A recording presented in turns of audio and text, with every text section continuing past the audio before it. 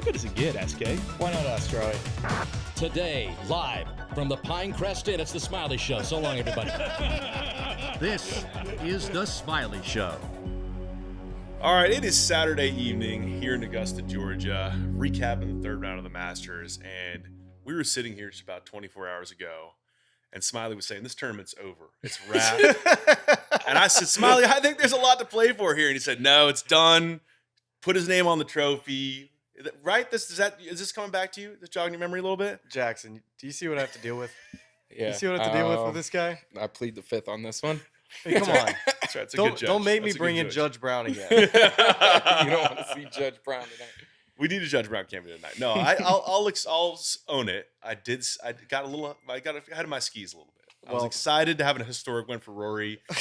Instead, your one and done pick just revived himself. I do think being in the stands yesterday on 15 and watching Cam Young make that 20-footer and hooting and hollering as that fella walked to 16. Maybe France I fist felt bump like a that little could have bit. been the Just difference. Gave a little energy there. Could have been the difference. Just that little bit of extra energy from just a fan, a one and done fan. I love it. We have lots to unpack, but actually, I have a big reveal. You ready for a big reveal? Okay. No, you did it. You told me this morning. We did it. You were not going to get it. And here we are. I thought it wasn't. And Do we have a name? Last year we named him a name. Yeah, his name is Satch Gucci. You like that name? You like that name? It's a mouthful, but we need to rename him. Does he look like a Satch Gucci to you? Satch? Satch. All right. SATCH Gucci. What? He is impervious to precipitation, as you can see there with that umbrella. Call him Dr. Gucci. Dr. Gucci? Doc Gucci? All right, Doc Gucci. Doc Gucci, this is our new gnome. 3 years running for us on the show here. I thought the run was going to end, but the run's not over. We did it. Was it easy to get? It was easy to get. And I'll tell you why when the cameras aren't rolling. Okay. But it was easier to obtain than I thought it was. Almost too easy. So there we have it. Also want to have to shout out to my wife who's here listening to the show for her first time ever listening to an episode. Why? It's only been 3.5 years, but here we are. It's only taken 3.5 years. But the show finally got good enough. The audience finally got large enough. We've already got a to couple include your wife. chuckles from her so far. That's huge. That's a win. It's been a very family-oriented show. Last night we talked about eating Brian's children's candy bars, and thankfully Ford. I have a review. Do you have a review? Should we hold it till the end of the show, or do you want to do it right now? Just a quick review. Okay, well, all right, quick review. All right, we'll do a quick review right now. Okay, so I think they say there's like rice puffs in the Masters candy bar. I would say that it needs more.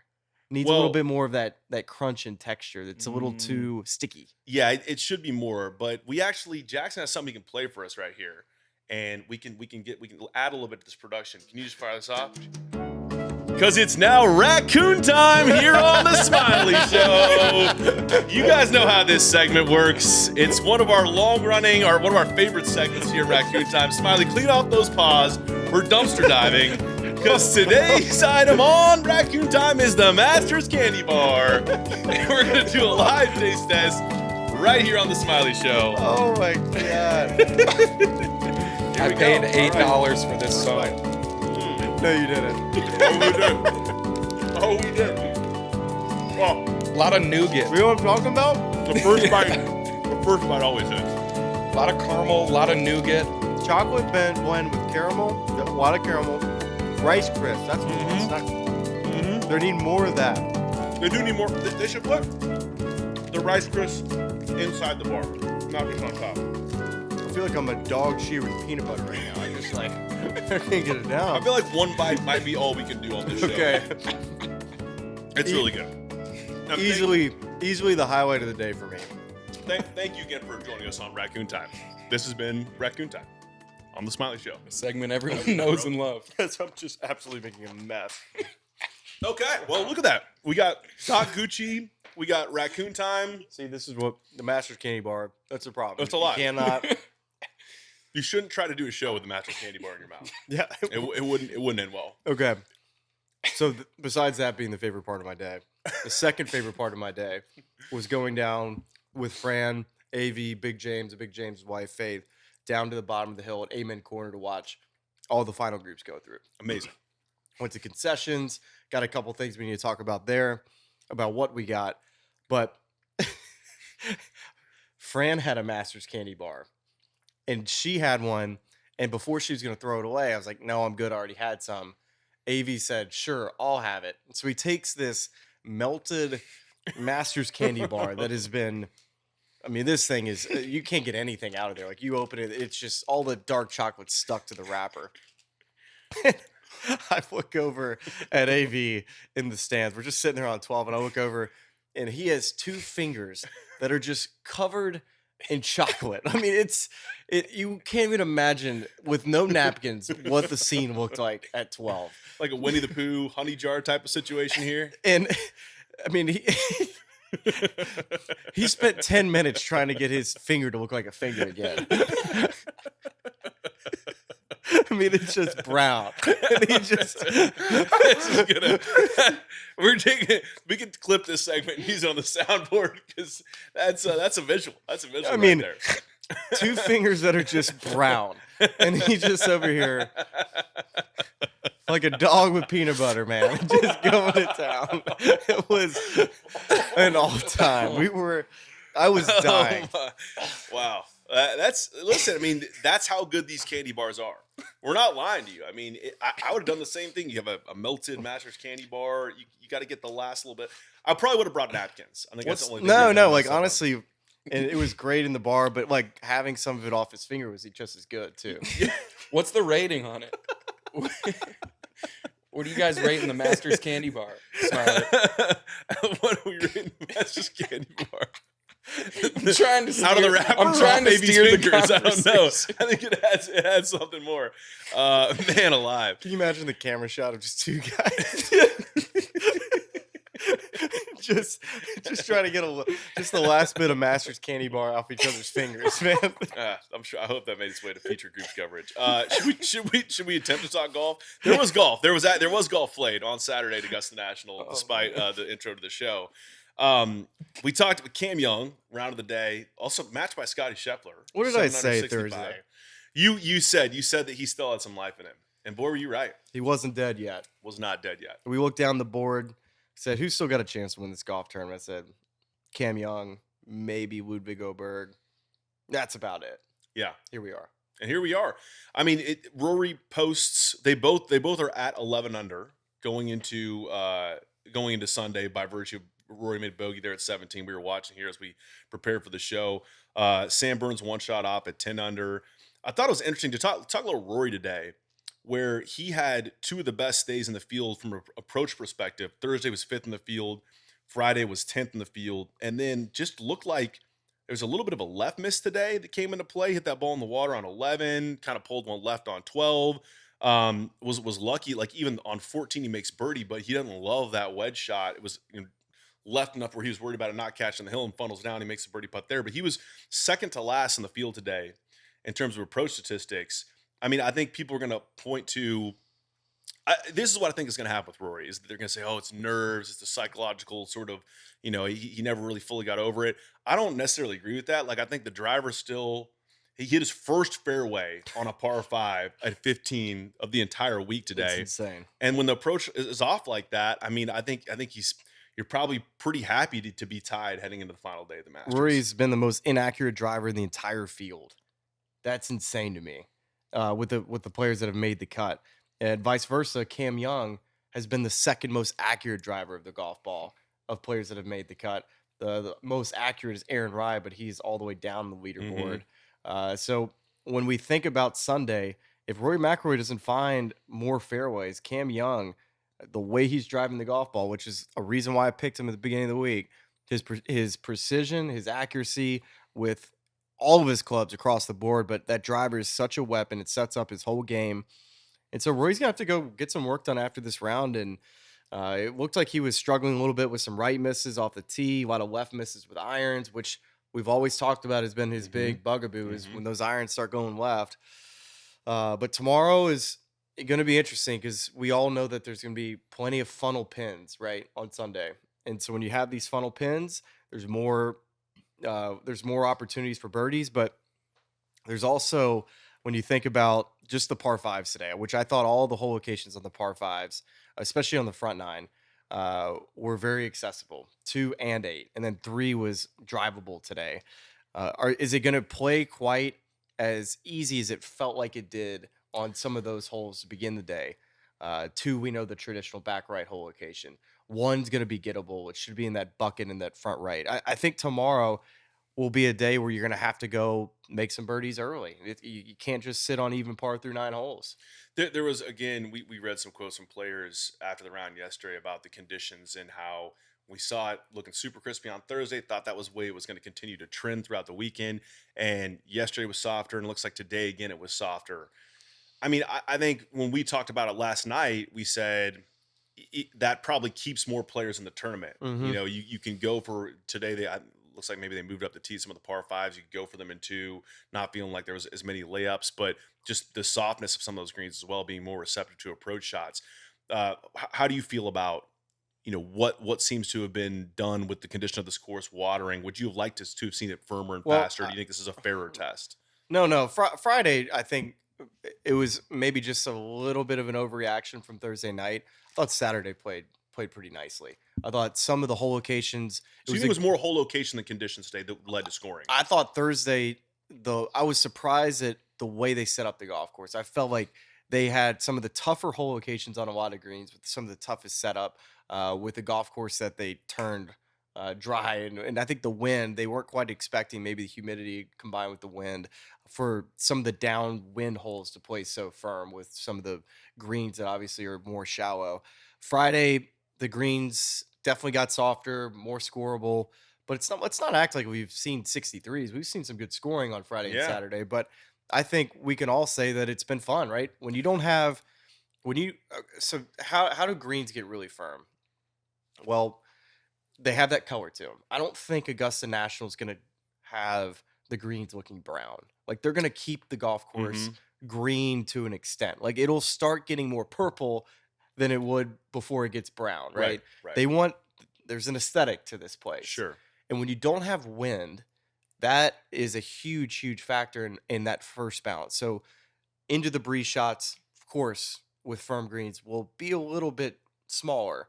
But when you get the downwind holes, that is when you get those huge bounces with firm greens that aren't quite brown. So when you don't have any wind, there's not a whole lot you can do besides, just tucking away some hole locations. But we know what a traditional Sunday setup is.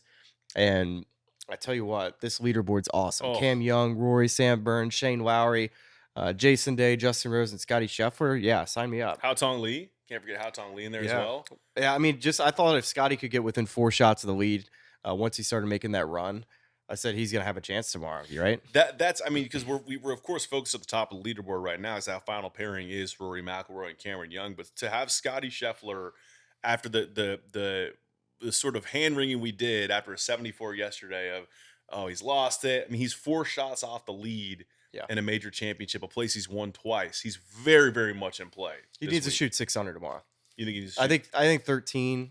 I think 13's the number, unless of course Cam Young or Rory McIlroy go and run away and hide. But there's a lot of pressure on a Sunday, and we'll see of all these players. I mean, Sam Burns and Jason Day, if they have good ball striking days, all of a sudden, you have 2 of the best putters in the world trying to move themselves up the leaderboard, with Sam Burns being 1 back and having an excellent ball striking week. It's a huge reason why he's contending. He's one of the best iron players in the field, which I felt like that was one of his things that's holding him back all these years at these major championships, and especially at Augusta National. So with Scottie, having a day in which he moved up the leaderboard, birdie in 11, and 13 was such a swing shot today for him. He had just a 6 or 7 iron into that green, walks away with par, still shoots 65. But there was a reporter that asked him after the round, gosh, was that kind of a woulda, coulda, shoulda 65? He's like, no, next question. It's 65 at Augusta. What are we talking about here? He said, the quote's up here somewhere, but it was, and then he went back, to be fair to Scottie later, he said, I went a little too hard on a question that wasn't that bad earlier, so I'm not going to rip this other question. But I mean, I think he said it as much in a post-round interview with the man about Ionis, of just, there were a few shots he felt like he left out there. Could have been, 62. I mean, of course, that's any round of golf ever. But yeah, he's right there. He's in the hunt. What do you think? We know what the composition in terms of just the dynamics was last year in that final group with Rory and Bryson. It was, adversarial to a certain point. This feels like, even though they're on opposite sides of the Ryder Cup rivalry, a pretty low key final group in terms of Rory and Cam. But how do you think that's going to play out? What do you mean low key? Just in terms of Cameron Young kind of quiet, keeping to himself. When you think back of what Rory said in the documentary, So more so just just everything that surrounds Bryson. Is what you mean. just less of a. Although it will be interesting because we've seen now a couple tournaments where Cam's been in contention, especially the Players, where there is a pro USA contingent of the crowd. That You're not going to get any like heavy USA chants not, out there. Not Augusta National, but I mean, and Rory, as we know, is a fan favorite here. What do you think the fan sport's going to be like for these two? I mean, Rory obviously. You think more so than Cam? I think he will, but I think Cam's going to get a ton of support as well. He feels like he more and more is becoming a fan favorite. Yeah. So it'll be interesting. It'll be a good follow. Well, I think it's going to be fun, just having Scottie Scheffler to see, if he gets off to a start where he's at 10 under through 3 holes, right? If he gets 3 under through 3, all of a sudden, when these guys are on the first hole, they only have a 1-shot lead over Scottie. It feels like when we get to the back 9, if Scottie was within a couple shots, it's going to be so fun to see who's going to be able to pull off the shots on Amen Corner.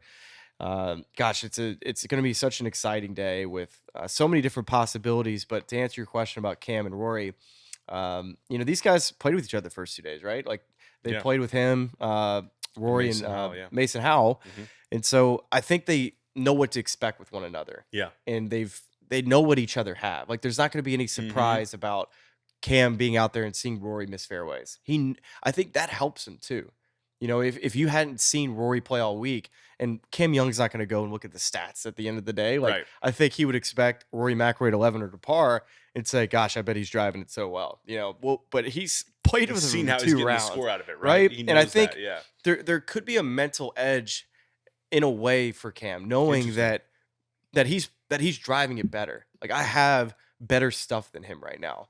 And Cam has the experience of winning most recently. Now, not at Augusta National, but there's mental games that you can play if you're Cam. The biggest challenge that I think Cam has and Scottie heading into tomorrow is that it's very difficult to back up a day in which everything is going right. When you go out and shoot 65s, it's really difficult to go out and shoot another 65.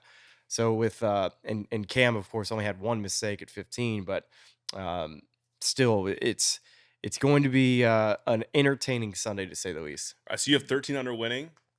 Well, I think if you're a chaser now, Okay. So if I'm Shane Lowry, Jason Day, Justin Rose, Scottie Scheffler, all of those players, I think you give 2 under as your minimum. So you think that one of those guys, whether it be Cam or Rory, would go out and shoot 2 under at worst.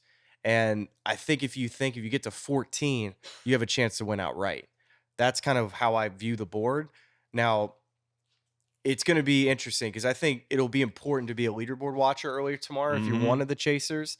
Because if Rory and Cam get off to a start where they're 2 under par through 3 and they're at 13 under, of course, anything can happen around Amen Corner. We saw it happen today with Rory. He's just coming off a birdie at 10 and then somehow ends up hitting an iron at 11, by the way, which I got some stats at number 11. That whole location, although it looks very acceptable to golf balls coming in, it is far from it. In years past to that whole location, only 25% of players have hit the green in regulation.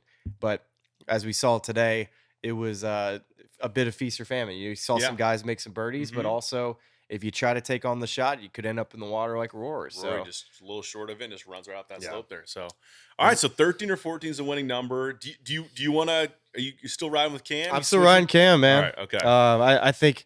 I think Cam Young shoots 300 tomorrow, gets to 14, and I think he wins by 1. I feel like maybe there's a Justin Rose comeback in there, a little dark horse action, but I want to see a green jacket on Hao Tong. Really want to see a green jacket on the Hao Tong League. I want that. How about just a 5-man wolf game? Like, how about we go Cam, Rory, Sam Burns, Scottie, and then I'll give you Justin Rose in there. Okay, I like it. I like that game. 5-man wolf game playoff. That'd be incredible. What? Last question. Am I a tour advisor guy? Yeah, you can pull it off. How about it? You can pull it off. Jackson can pull it off. Brian can pull it off. Look I'm at the that. only guy not we wearing a might be vise. tour advisor guys. Shout out Imperial. Coming soon. You might also be able to obtain a tour advisor and see if you're a tour advisor guy. That's right. That's all I got. We know we got to get you going here. So, golly, pumped up for Sunday at the Masters. See how this thing plays out. We'll be right back here tomorrow breaking the whole thing down. One last thing on food. Okay. So, you know how combinations is a big part of your Augusta Yes. National experience? You can't just have a sandwich. You got to combine it with something. Yep. Well, Fran and I concocted up some things today. Okay. All right. We got to hear it. And I thought I was going to beat her in this. And she's like, hold on. They have these cups of barbecue that you can get. So she gets a cup of barbecue and then she got a pimento cheese sandwich. And she put the barbecue on the pimento cheese. And, buddy, I'm wearing it, as you can see. Barbecue comes out a little hot, but This is great. it Glad I was brought James Roasters for tonight. terrific. And this is So before, good. like I went ham and cheese on rye. You know where I stand on that right now. Yeah. Tried that today, by the And way. put some pimento cheese on the ham and cheese on rye. So just went extra cheese on the thing, Extra basically. cheesy. But it was really good. That sounds But- really good. But Messy. and I will say I did have barbecue chips with that to kind of give it a little barbecue flavor.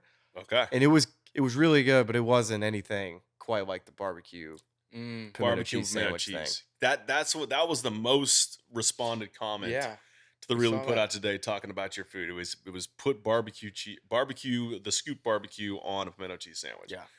I'm gonna have to do that tomorrow. I'm gonna have to do Yes. that tomorrow. I got before one go question here. for you guys Okay, hit us, Jackson. from a follower. Does Shane Lowry have the best ace resume of all time? How about that? Yes. I think the answer is yes. If you're not up to date with Shane Lowry's aces, wake up. Number 1, number 2. I'll give you the list. 7 at Pebble Beach.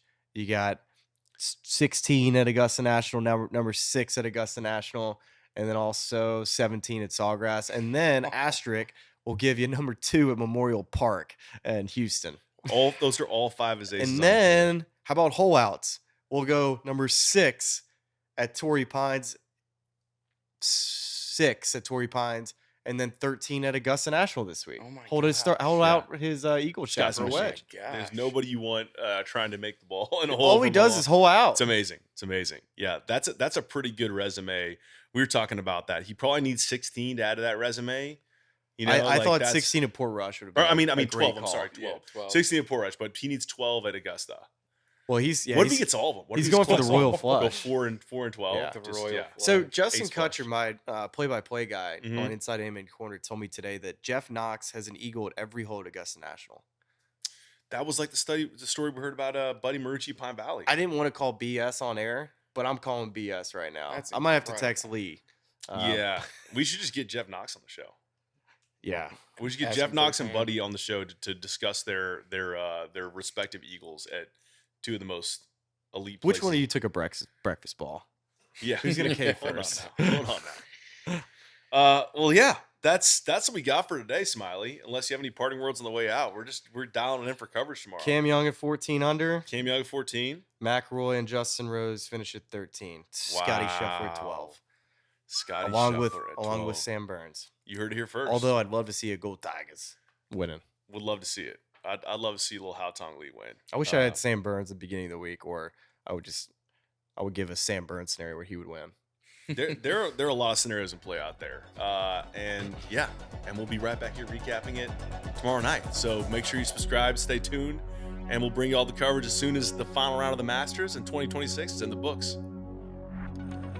We'll see you next week on the Golf Channel. This has been The Smylie Show. You know, I listen to this podcast. It's really cool. And all of our Liberal fans and subscribers, but make sure you like and subscribe.